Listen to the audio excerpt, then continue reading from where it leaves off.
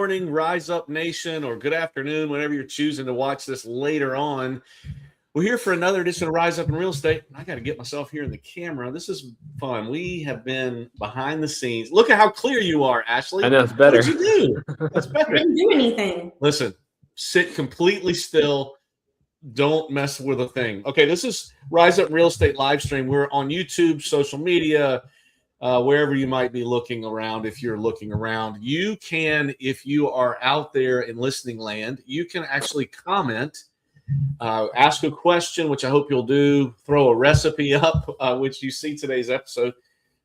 We got one commenter already. Look, Carrie loves the t-shirts. If you send me your size, then you might just get one, because I can show you. We've got a giant box of them right next door. So here's what we do. We film this for 45 minutes on Wednesdays at 10, and then we turn this thing into a podcast that goes next Monday live on Spotify and Apple Podcasts and all the places you can find it. If you are lucky enough to be looking at this in vertical mode, which I actually think I've got somebody out there, let's say,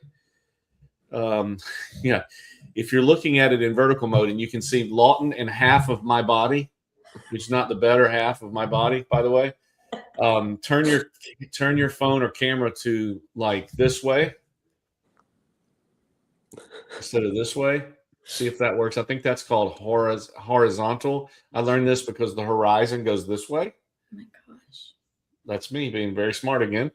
But if that frustrates you, then some people say that it works fine that way. I've got a couple listeners out there watching right now, and they say it looks great. So it might be user error. Good morning. Let me just go ahead and tell you that first thing right out of the box. So welcome back to this episode. We're going to talk about some stuff. Lawton and Ashley, welcome to the show. Good morning. Thank you. Gosh, that made me feel so comfortable, Ashley, when you said that. You said, good morning. It's so peaceful and calm. Well, I also wanted to ask Lawton why he's not wearing the podcast uniform today. We just can't get all three of us on the same page. No, they're all dirty. I've been wearing them every day. They're all dirty. I don't know what that is, what picture that is of Joey. Joey's profile. I almost clicked off it real quick because I thought it might be something pornographic. But what is that? What is that? Is that a mouse? What are we watching here? I can't even imagine. Joey, good morning. Both ways look fine today. Yeah, you said a mouthful there.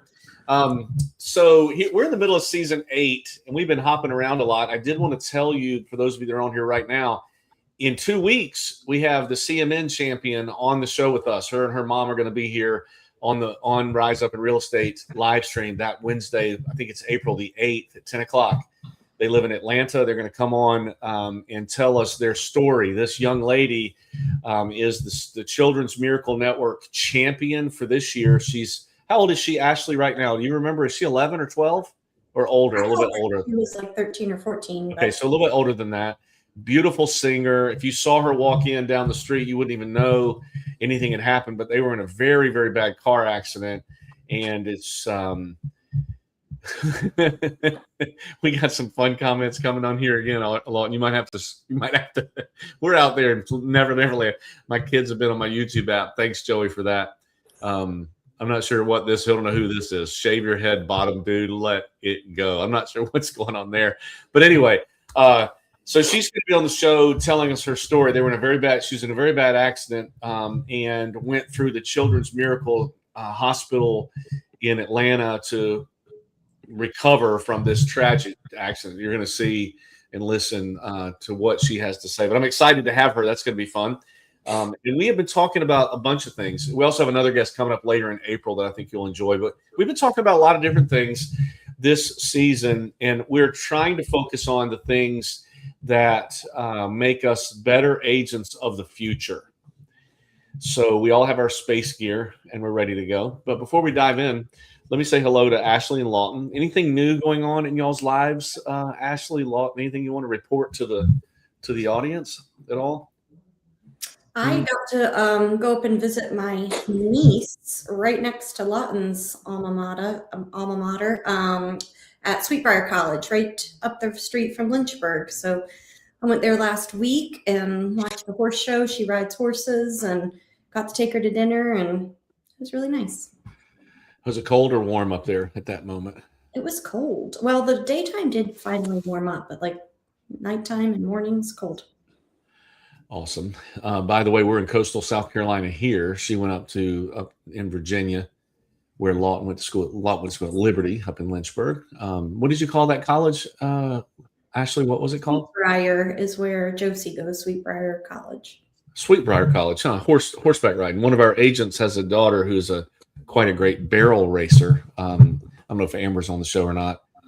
Sometimes look at there. We have a corporate people looking. This is Joey's new barbecue company. Oh, by the way, this weekend, if those of you that are local, this weekend at the Boathouse on Saturday at noon, you need to come try our barbecue. We're getting there Friday at noon to cook overnight. And if you haven't been a part of this, you need to come have some. It's for a great cause. I don't even know what the cause is, but I'm sure it's great. You need to come and participate because last year we did pretty good. There were like 35 teams and we finished in the top 5. So Joey's barbecue is quite the trick. So come out and see us. I think you'll enjoy. It is quite the festivity, and they have a huge concert. I don't know if Julio and the Saltines are going to perform again this year, but the Boathouse was packed, and everybody in town will be there. So you need to be there and you need to vote for our barbecue. Come by and eat whatever you want. Whoever's little cup you want to eat, but just vote for ours. No one else's, just ours, because we're going to win. The way the team won last year was they had more people there. Amber's on a listing appointment. Hello, Tracy Huffman. Nice to see you. Lawton, anything new in your world? Haircut's looking stellar, according to Dr. D. Sabata, or whatever his name was. What's going on new in your world? I think he was talking about you, but he's been banned. Not much new. Our dog was running out in the backyard and he bounded off of a hill and I think he hurt his leg. So he's been chilling in the crate for a few hours, but that's really it. There's not much crazy going on. You got an active dog. So I want to see a few days ago, this is how this works. I said, hey, Sue O'Shea. Everybody wave to Sue. Sue, nice to see you. I told Lawton. Nice. 100%. You're in Connecticut. She went from West Coast to East Coast and now maybe she'll come back here eventually, but I told Lawton yesterday you would definitely be here, Sue. Your shirt's coming, by the way. I have your order form right here on my desk. I'm just having a hard time getting it through our processing department and out of the warehouse, but before long, you'll have it. Yeah. So let's check. I send these guys an email and say, hey, here's what we're going to be talking about this week to remind them of the schedule that we set earlier in the year. And this week, I called this episode Recipes and Current Real Estate Events. And we are going to talk about some very important things that are going on. I'm so glad Ashley's here because I'm going to lean on her knowledge, things that she knows that I don't know because I'm not practicing every day. And same with Lawton, on some things that are happening in our industry that are on the news and in the news every single day. So we'll do that. But did either of you bring a recipe? Because I know what I want you to talk about, Ashley. I already know the recipe I want you to share with us. And I'm going to put the recipe in the show notes. But Lawton, did you bring a recipe? You have something you can chat about for a second? I don't really ever have any recipes. It's just ChatGPT that has all mine. But no, I don't really have one. I did make a good corn dip on the smoker a couple weeks ago, so that one's worth mentioning. It'll put about anybody in the doctor for their blood work, but it was pretty good. I can send that to you if you want it. So if anybody wanted to, if they have a smoker and they want to do corn dip, they just go to Chat GPT and say, would you find Lawton's smoked corn dip recipe? And it was pretty good. Yep. There you go. And Ashley, you're going to tell us about, do you know what I'm going to ask you about? I do. Yeah. Well, I think so. Thanksgiving? Yeah. Well, I don't know. Yes, your Thanksgiving. You made it because this year you were by yourself at Thanksgiving. No. Monkey bread? I was going to say something different, but yes, I love some good monkey bread.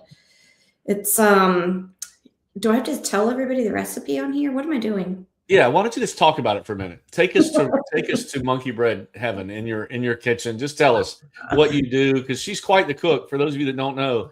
I'm not. Yeah, she's quite the cook. Go ahead, Ashley. I make 3 things and none of them are good for you. So once a year, I really look forward to monkey bread for Christmas morning. I don't know why you only eat monkey bread Christmas morning, but that's the rule. And it's just some self-rising dinner rolls in like a big bundt pan. And then butterscotch pudding mix and butter and brown sugar and regular sugar. Like there's nothing about it that you should be eating. And you let it rise overnight and stick it in the oven and flip it upside down Christmas morning. And it looks terrifying in the morning after you let it rise. It like bubbles over the pan. It's enormous. And somehow it just works. And it's delicious every time. And this year I was here with just the dogs, and I was FaceTiming my family in Virginia. And so I didn't have to share the monkey bread. Like I was so excited that it was all mine. And over the course of 3 or 4 days, I polished it off.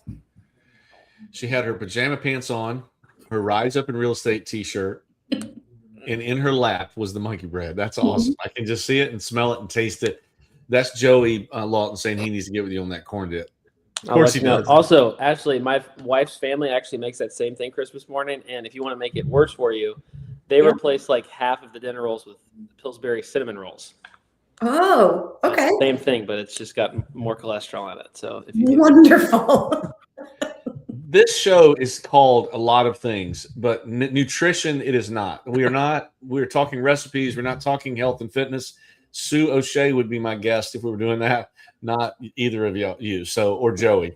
Joey's going to cook some barbecue this weekend, and you just have to taste it to believe it. But he's got a lot of other great recipes. Joey, probably one of my favorite things you make. What's that called, Joey? The something in collards. What do you put with the collards? It's so collard greens and grits and greens or something like that. Is that what you call it? Joey, you're out there. Tell us about that in the comments. And Carrie, I know the size of you and the size of me. Carrie, you're out there. You've got to cook something good. You got any recipes out there for us? But anyway, and Tracy Huffman, I know you've got great recipes. What were you going to say about Thanksgiving, Ashley? I'm having a hard time remembering what you do. So remember, you have always really wanted for everybody to share the recipe for what they bring to the office for Thanksgiving because it's so delicious. Yes. And you posted and asked everybody to share their recipe. And that year I had brought the gravy, which involved Heinz turkey gravy. And so I wrote out an entire step-by-step of turning the jar and clockwise or counterclockwise and opening it and pouring it into a bowl and heating it in the microwave. But I made it really complex. And then everybody commented on my ridiculous post and you didn't get any recipes. So I thought maybe that's still burned in your brain. I hijacked your post. No, I wasn't thinking that. I was giving you credit for the monkey bread. I've been thinking, though, for years. We have these incredible Thanksgiving meals in our company. Did you see that? I didn't mean to hit that, but grilled wings. Oh, yeah. That's what I was going to share. Lawton, I was going to share this with you. 0 to 400. 0 to 400 wings. You prepare your wings, and I'm talking about on a pellet smoker. Prepare your wings in the kitchen. Go out and lay them on your smoker and then turn it on to 400 degrees, full smoke. And at 30 minutes, you open it, flip them over, and close it. And then at 1 hour, you take it off. So you have it from 0 to 1 hour. It goes from 0 to 400, and the wings come out absolutely perfect. And a buddy of mine says that he makes some lemon pepper. It's the recipe so bad I won't even share it because Sue will drop the call if I do that. But anyway, let's so the recipe, what we've been thinking about, we should look at Sue. Throw some veggies in there, Sue. We need fruits and veggies. And Carrie says our Masonic Lodge has a giant. See, I knew if I talked about food, people would start commenting. See, this is working. This Friday with Flowertown Festival. Oh yeah, Somerville Flowertown Festival is this weekend. Carrie said something like 200,000 people come to that little square in downtown Somerville. 200,000 people. So if you are an agent in Somerville, I would get a sandwich board and wear it and walk around and let them know who you are and what you need. Have some stuff. Pellet smoker is cheating. I know, Joey, out of 31 or 35 teams last year, there were only 2 that used real wood. We were one of the ones. So good job on that, Joey. 200,000 plus people in Somerville. I think that's incredible. I don't want to go there this weekend because there's not that many roads to get in and out of there, but y'all have fun with that. But anyway, recipe book. We have all this great food cooked at Thanksgiving, like several offices. And I would say, why don't everybody throw a recipe and we'll make a book. We'll make a Remax recipe book, like a cookbook. Nobody thinks that's a good idea but me. because I don't think they want to share their special secret recipe. Like you can't just find it on ChatGPT. But anyway, whatever they want to do is fine. Let's talk about current events in real estate, though. Since we've been 15 minutes on food, which I love food. I just love talking about it. Without those of you that are listening, what do you think are let's name a current event in real estate that you think is happening right now? Like, what are the top three? Top three current real estate. I don't know what "I'll do it" means, but I'm glad you will. You'll do the cookbook. There you go. What are the top three current events? I want to hear I read about current events every day. Like every day I'm reading Inman, Risk Media, Seth Godin, Darren Hardy. The list goes on. And I read them every single day. So I'm Jared James, Tom Ferry, Brian Buffini, all of those. So I'm sure Ashley does the same thing. Ashley's pretty up to date with current events, what's going on in the news. Might not be on the Today Show yet, but what are they? Does anybody listening want to throw one up there? Sue or Carrie, Joey? I see some of the others out there. I might have to call you out if you don't pipe up. Lawton's out there. Lawton, you running the two cameras or just one? Just one. Just one. Okay. He had his 2-camera idea, Ashley, that he was going to pull off, but he didn't. Okay, well, there's just tons of participation from the audience right now, throwing up what they think are the top three current events in real estate. Lawton, without looking at your notes, did you think the ones that we brought up as topics? Did you know about all three? Did you heard about all three? Commissions. Yeah. I'll share the three that we think are the top. The commission discussion, Ashley. The use of AI. And the fear that my cookbook idea is taking over the show. I love it. The use of AI in real estate and in life. And then the third one, which is the most recent in my mind, is private exclusive listings versus let's take this thing totally public. Okay. So those are the three things we're going to talk about in the next few minutes. And this is not, this isn't theory. This is what is going on currently in our industry. It's like happening right now. And probably before we get off the show, something will hit Inman that we don't even know about because it literally seems like every day there's a new headline. Like Zillow, Compass has a lawsuit. Zillow has a lawsuit. One of them's dropped. Now EXP's partnered with so-and-so and Remax has partnered with so-and-so. And it all seems like it's happening right now in front of our eyes. I just don't know how much it's affecting Sue O'Shea and her business or like Lawton in your business. Let's briefly talk about the commission discussion first. Okay. Ashley, we're in coastal South Carolina. So keep in mind north and south. So keep in mind, if you are in another state, we are not talking about your laws necessarily. Yours could be different. But Ashley, talk us through what happened, a few years ago with this commission discussion after the lawsuit. And I don't want you don't have to talk about the lawsuit, but what do we have? What's the current state of buyer's agency and commission discussion versus what it was 3 years ago? Yeah. So I think that the big point that everybody wants to drive home is just being transparent about commissions and where they come from and who is paying them, because that seems to be the sticking point that led to the lawsuit. There were people that felt that they didn't understand that paying maybe 6% for their listing meant that 3% was getting shared to a buyer's agent, because the buyer's agent is so important in the transaction coming together and the seller achieving their goal of selling their house. But they felt like, why are we paying that agent instead of the buyer paying their own agent? At the end of the day, it all comes from the same pool of money that the buyer brings to the closing table, right? There is no money if the buyer doesn't put this pot of money on the closing table, and then the attorney gets paid from it, and the appraiser and the lender and the agents and everybody gets paid out of that proceeds right there. That comes to the closing table. But people felt like we didn't understand that that was going to come out of our net for our sale for the home that we were listing. So now it's just making sure that agents have the conversation in a way that is just crystal clear so that everybody understands that agents for a living charge a fee to do their job. And here's how the fees can break down once we get under contract. And it can get negotiated a lot of different ways. But at the end of the day, again, it's the buyer's money that's coming in to take care of all of that. What's changed recently in South Carolina is that we had a listing agreement. So when you go to put your house on the market and it says, hey, overall, it's going to be 5%, 6%, whatever the number is, to list your house.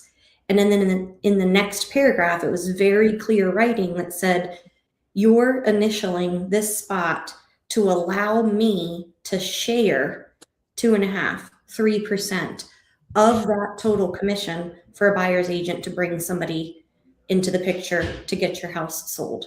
Because it's kind of like going fishing with bait or going fishing without bait. So you want for people to bring buyers to take a look at the property and know that they're going to have some of their fee paid for. So what's changed is that now we do not have that section. There is nothing about sharing the commission. So a listing is now only one paragraph about the fee that the agent charges, and it's just the listing agent's fee, 2.5%, 3%, whatever that listing agent has decided in their business. And from there, you have to set the expectation with the seller for why it's still going to be a conversation when an offer comes in. And the offer is going to show up with, if you're asking $400,000 for the house, the offer might come in offering $390,000, might come in offering $405,000 because they're competing with higher demand for that property. But along with it is going to be a request for part of that buyer's agent fee or all of that buyer's agent fee to also be part of that net sheet.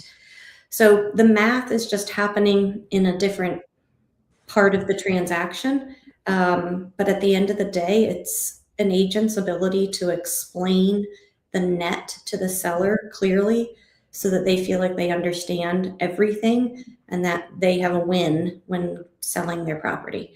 So that's the changes that our listing agreement doesn't have a spot to say we're going to share this commission with somebody else.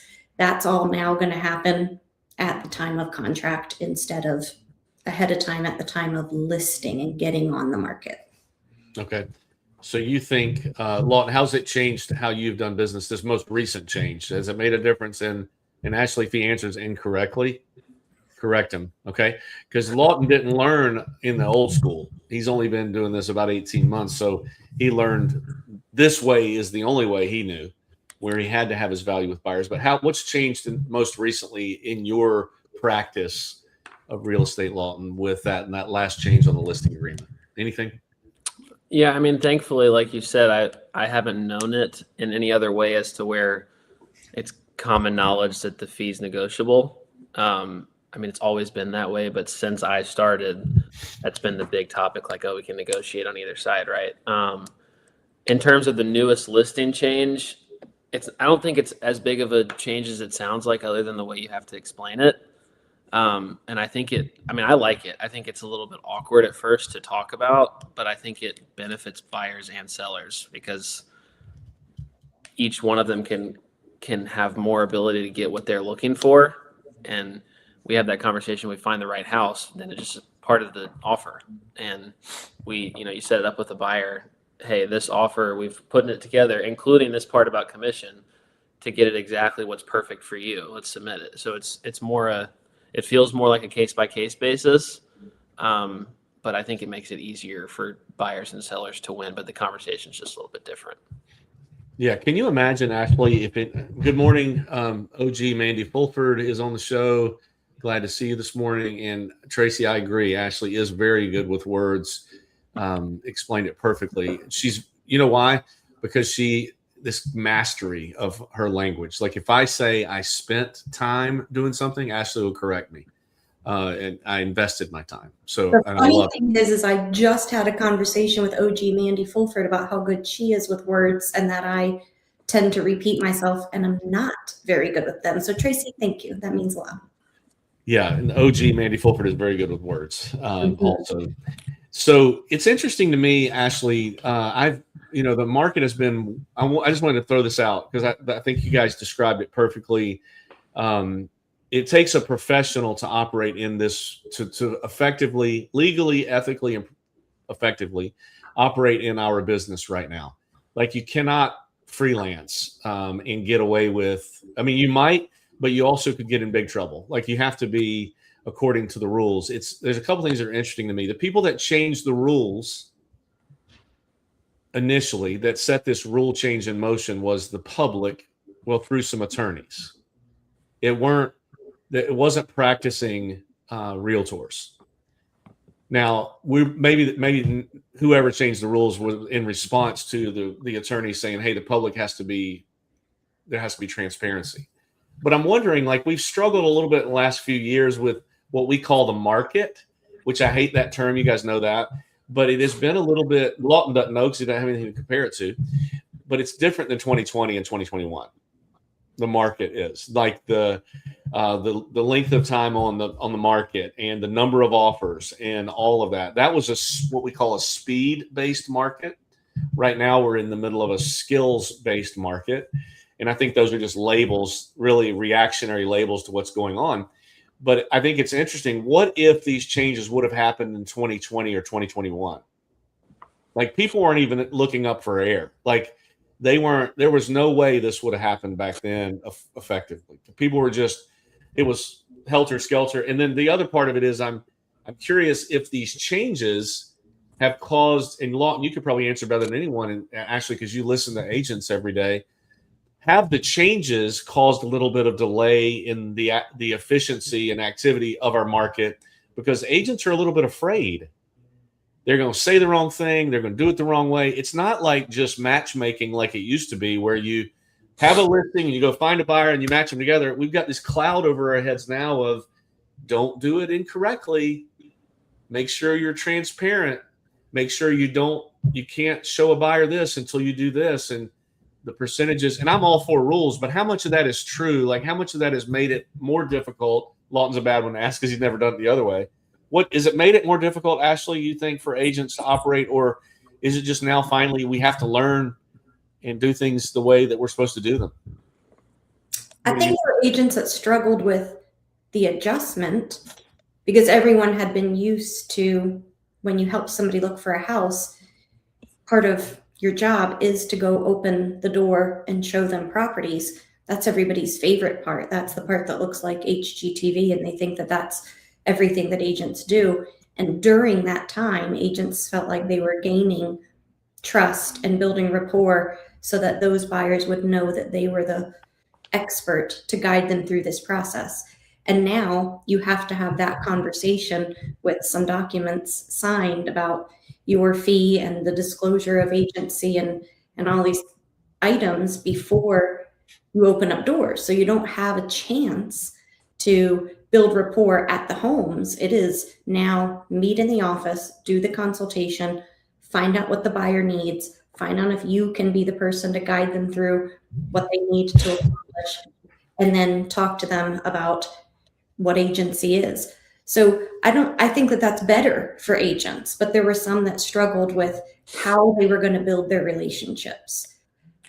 We have shared the Momentum program with our agents for a couple of decades, and that was always the process there. Before there was a rule to have buyer agency signed before showing property, or at least South Carolina disclosure signed before showing property, Momentum always taught to do that strategy session and to have the conversation up front and to explain the process and show your value and find out if the buyer was ready.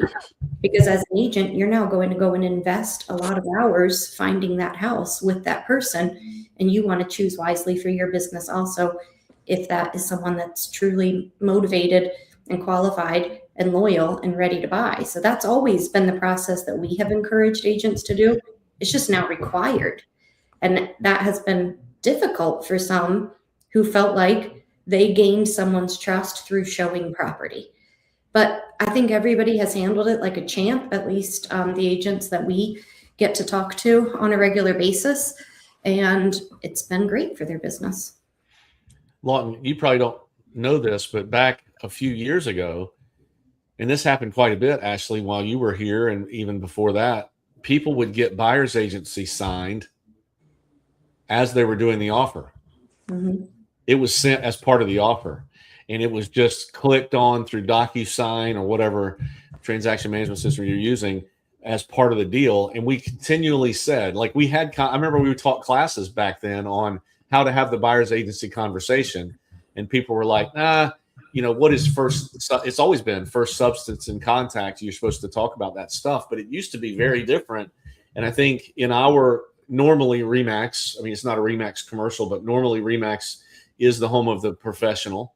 And so most people were doing it that way to begin with, but it has been a big adjustment to talk about it in the right order. And I believe at the end of the day, makes us more professional, makes us worth our money, makes us more careful with what we say. And we do, at the end of the day, I mean, the purpose of all of it is protect the public. Mm-hmm. I mean, it is to protect the public. And I think all of this certainly helps. Lawton, what kind of friction do you get when you have these conversations? Any at all? Or is it based on you build rapport because you're trustworthy, you're likable in the beginning, and they kind of follow you along? Or what kind of resistance do you have to this buyer's agency thing or talking about commission to a listing, to a seller? Yeah, I mean, I think the biggest friction is definitely the fact that you now legally have to have that signed before seeing a single house. I mean, I think that's the biggest friction comes from that, because in the same way that I don't know them, they don't know me at all. Like, I could be crazy. And why would they want to sign something that's, I mean, depending on how you set the paperwork up, whether you do it for a day or for 6 months, like, who wants to sign something with someone they don't know that ties them for 6 months? So I think it's not even I don't think it's the commission part that makes that hard. I think it's just the legality of signing an agreement with someone that you don't know.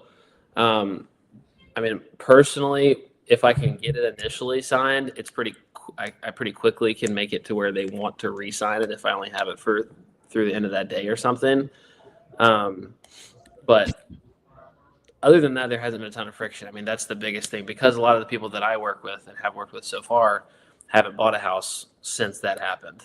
And they're like, why in the world do I need, like, it makes me look like I'm different than who they worked with last time.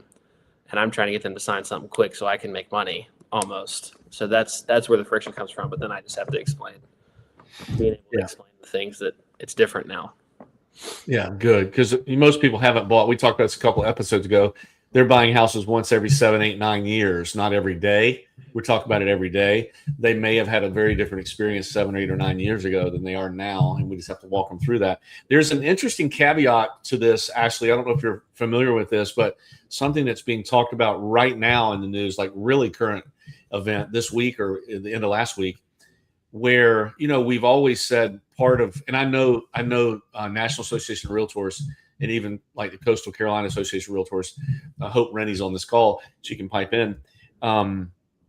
They have more value than just connection to the multiple listing service. But there are a great number of members who believe that is the number one reason that we join those associations, is to have access to the multiple listing service. Because in the past, you couldn't, if you weren't in CCAR, you didn't have access to multiple listing service. Well, recently there have been some changes where now you don't have to be a realtor to have that tool. You knew this. Are you familiar with this? Mm-hmm. What do you think of that? Mandy and I talk about this. My wife and I talk about this some, and trying to figure out where this goes and what this means, that you don't have to be a realtor to use that tool. What do you think of it? What do y'all think of that? Have you given any thought to those things? I think that it just is going to create more rules and boundaries than that the MLS is going to have to put in place when you open it up to a bigger audience. And they're going to find several things down the road that now don't work the same way that it did when there was only realtors that were a part of that MLS service. And I don't know what those might be. I don't know if you and Mandy maybe came up with a few that might happen, but it'll mean that we're all going to have to make big adjustments with a bigger pool being included in that system. Yeah, and thank you for saying realtor properly. You're welcome to those of you that are listening that realtor has 2 syllables, not 3. It's not realtor, it's realtor. So thank you for that. But the thing that is hard for me to put my mind around is, in my opinion, when I became a realtor, that was a serious thing. I committed to a certain code of ethics to protect the public. And there are people that would say, well, that's just you're duplicating being a good human. If you're a good human, you don't need those rules to treat people the right way. But that's not true. And I could give specific examples of things that don't feel right, but they are ethical, right? And so I think the cloud is going to be when you have people that don't know those rules and don't have to know those rules to have access to our properties, and they're representing customers, clients, and they have a different standard of ethics. Mm-hmm. They don't have a standard of ethics other than who they are as a person. I think that becomes very much the wild, wild west. How are they inputting information? How are they presenting it to the public? Are there now going to be additional guidelines for what can and cannot get mentioned if you decide to use the MLS to be able to market property, et cetera? And we have that code of ethics, if you're a realtor, that you have to abide by. So that already takes care of some of your public facing information that you're going to share on the MLS. But now you have this group of people that just don't have that code of ethics. So what's going to have to change with how we're spelling out the rules for what everybody can share? I don't know. I have no idea what it looks like. I mean, is it one thing in the code of ethics that you're not allowed to, you're ethically, you're not, so there's a group of people that enforce the fact that Lawton can't go through, like we call expired listings. We don't call active listings. And the reason we don't call active listings is because we've committed to an ethical standard that we won't do that. But when that goes away, that's a different ballgame. Mm-hmm. And I can even see, will companies decide you don't have to be a realtor.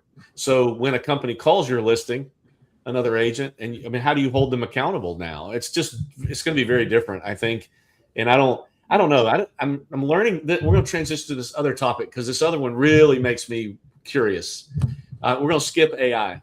Because AI is not a big deal. I mean, AI is going to go away. It's probably not even going to be a real thing in a few weeks. I mean, it's falling apart as we speak. No, we've talked about AI, and we're going to do some more AI discussion as we move forward. And clearly, AI is significant. It's not going to replace humans yet, but don't worry about it. So anyway, let's talk about this other thing for sake of time that's happening right now. I have my license since 2001. So I've been licensed for 25 years this year. And I don't remember a time where brands have always been polarizing. Like C21 thinks one thing, Remax thinks another. They've always had their own brand and they've always stood for certain things.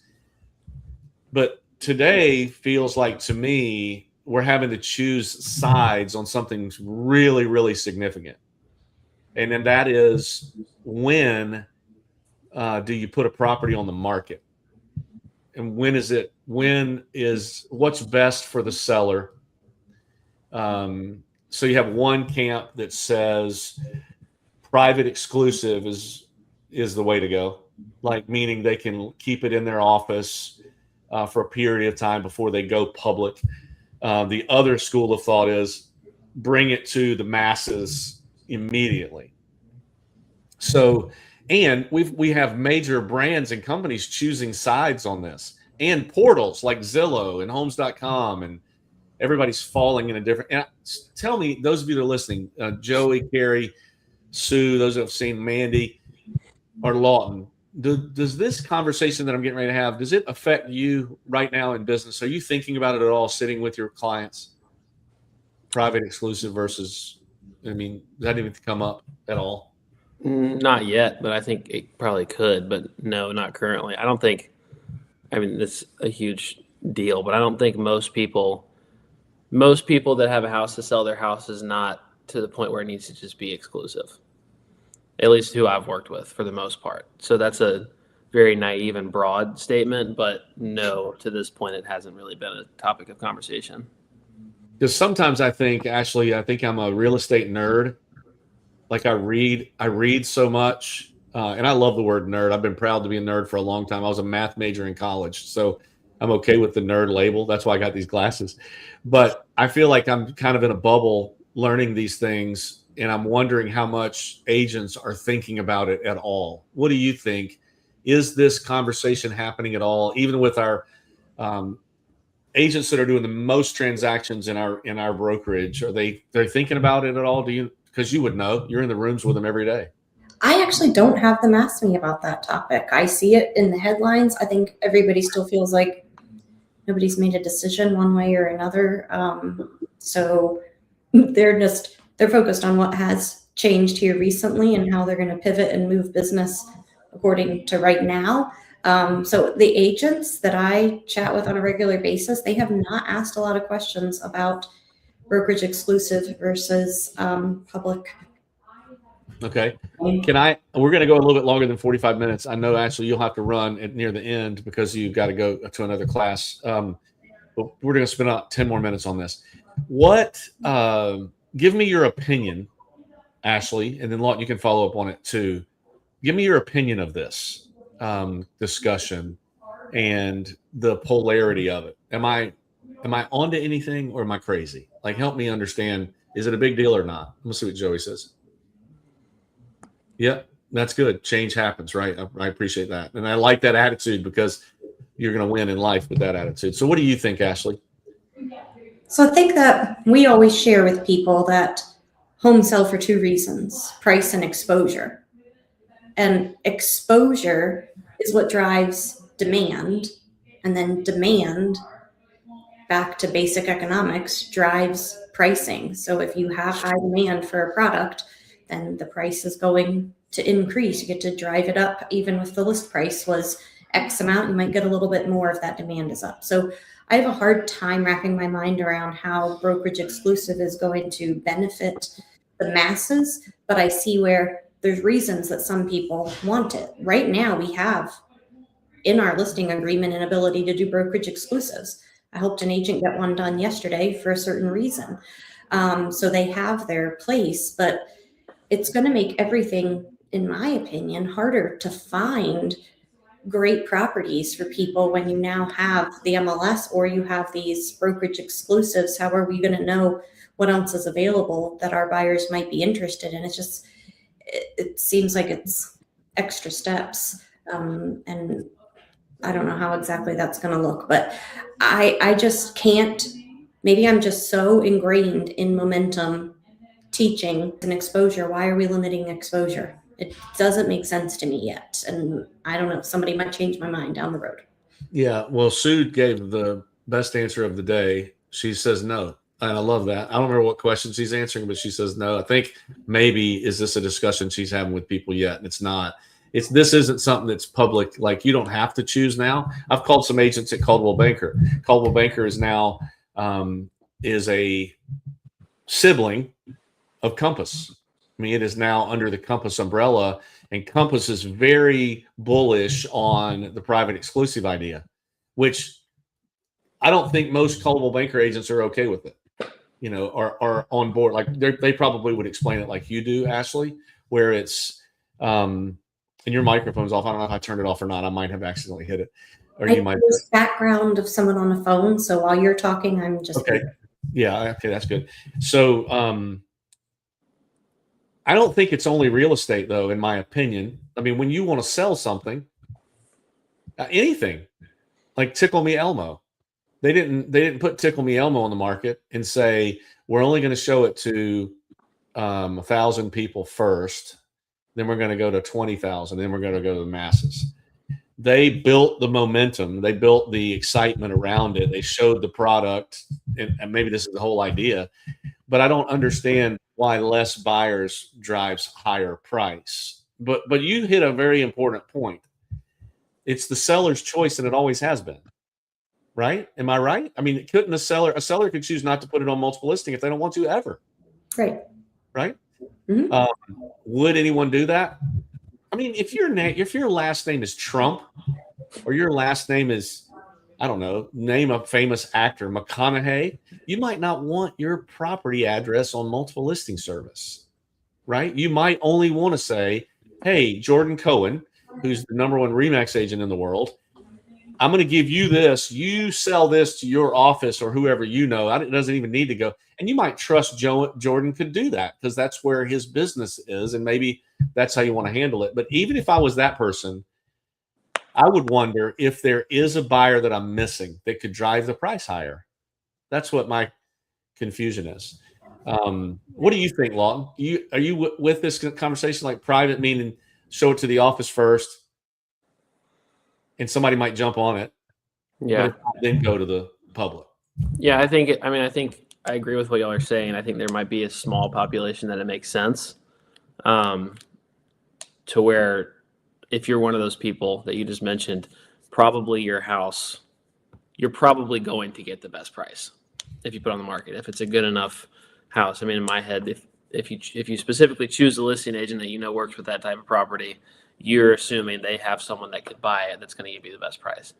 But other than something like that, it doesn't make sense to me. Yeah, where less, I don't know how you sell that to someone where less people are going to see it because it's exclusive. Well, what's the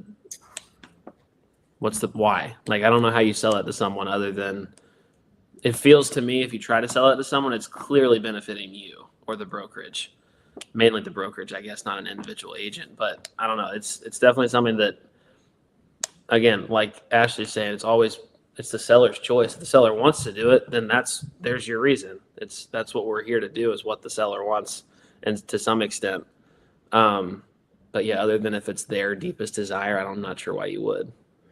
So you just go ahead, Ashley. Go ahead. Sorry. I was just going to say, Lawton just said something that kind of hit me in the face, that we're all assuming that the seller's net is the most important thing to them. We've all made a big assumption here, because that is not the case for every seller. So exactly to Lawton's point, if maximizing your net proceeds is the most important, it seems that exposure would be one of your #1 goals. But what about a family that has a divorce going on and they really just don't want so much publicized, so many questions, so many people whispering about what's going on? Their privacy is maybe more important than the other $5,000 that could have been negotiated on the deal if it had been public. Maybe there's safety concerns where they just can't have all that information out in front of people. So thanks, Lawton. That just really made me think about it a different way, that we're making a big assumption in this conversation. Is the seller going to get the most money for their house with this strategy? But the most money isn't always the most important to every single person. And like what normally happens on this show, Lawton usually brings it down to the real for us, because he hasn't had the 20 years of bad habits and nonsense that Ashley and I have had. Not 20 quite for Ashley yet, but I think that you're right on target, that we have to stay focused on what the seller wants. And I think that's where private exclusive could get cloudy, because the agent or agency might say, let's take our chance to sell it. That's what all these listing portals are, like companies that have been created to get the pre-market listing. I mean, the reason we do that for our client is let us show it inside before we go outside. Let us show it to our people first. Give Lawton a chance to jump on it because he might have buyers. Let's keep it inside of Remax Southern Shores at this moment. But that's a conversation we need to have with the seller. What is the seller's ultimate goal? I love the examples you gave, Ashley. Very real examples. And actually, you put your house on the market not too long ago. Did you go public right away? I did. And as an agent, it was strange. Not that I help people very often actually buy and sell, but it was very vulnerable. And I thought, all these agents that I work with all the time, they're going to be critiquing every single thing I do on the MLS to put my house on the market. What words did I describe it with? What photos did I have? What pricing did I do? I asked other agents to look at pricing, because when it's yours, sometimes you're too close to it. And so I can understand where it's vulnerable to all of a sudden have your house advertised that way. And this conversation normally goes, the seller, how we started, the seller's not going to get as much money doing it private exclusive. But by the way, that might not be their number one goal. That might not matter to the seller. We need to find out what matters to the seller. We were really close. I mean, transparently, we were very close to putting our house on the market recently. And my biggest concern was having our last name. I mean, I guess you can also just not disclose that in the listing agreement, but having people know that our house was for sale. So I was probably going to allow a few people to show it privately. And I was willing to say how good those agents were probably were going to bring a good enough buyer that I was going to be fine with the ultimate outcome. But I still had in the back of my mind that it might have been a random New Yorker driving around that would have bought my house for no God knows what with cash, right? So I'm wondering who I'm missing. But this whole conversation is just like the first conversation we had. Hey, guess what? The public's what matters. The client is what matters. And we have to stay uber focused on that. But it's very awkward to see, Remax say, we're siding with full exposure. And Compass say, we're siding with public exclusive. Because now, private exclusive. Now, when you have a buyer, not right now, but pretty soon, when you have a buyer, Lawton, and you go to MLS, you're missing some inventory. Unless you know somebody at Compass that can share it with you. Right? And I don't know there's also this discussion of how you present that to a seller. What's better? What's worse? So I think this might work itself through like the buyer's agency conversation kind of has done. I think we might work ourselves through all this, and eventually it's going to be somebody's going to decide, hey, we got to do this one way for the public's good, because 2 or 3 different standards out there is not good for the public, in my humble opinion, anyway, as humble as it is. But let's wrap it up there. I think these are things I'm happy if Sue was answering the question. No, I'm not hearing this in conversations yet. Lawton said not really. Ashley said not really coming up yet. But part of my goal in being, I don't know, whatever at this company and in this space is to make you aware of what's happening, what's up and coming. Like Rennie, our broker in charge, she told me this lawsuit was coming 3 years before it ever was talked about. I was like, what? And she goes, oh, yeah, it's coming. And that's kind of what we're trying to do, make you aware of the landscape so you're not surprised. And I think this is healthy discussion. Next week, we'll transition back to some more AI discussion here at Rise Up in Real Estate. We're going to dig into a little bit different direction next Wednesday. And that's April Fool's Day. So y'all don't pull anything funny unless you want to.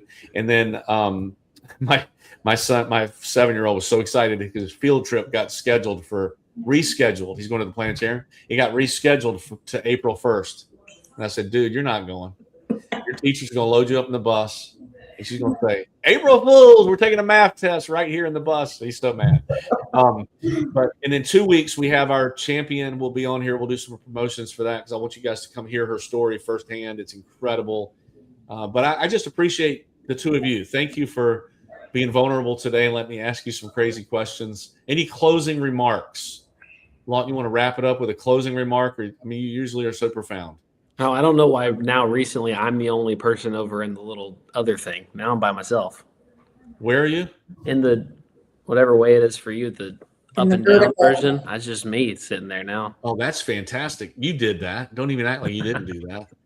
You getting all? Hey, Lawton had a little accident this past week, 2 weeks ago. I should share this. He has a TikTok video that has how many views? I think it's like 1.2 million now.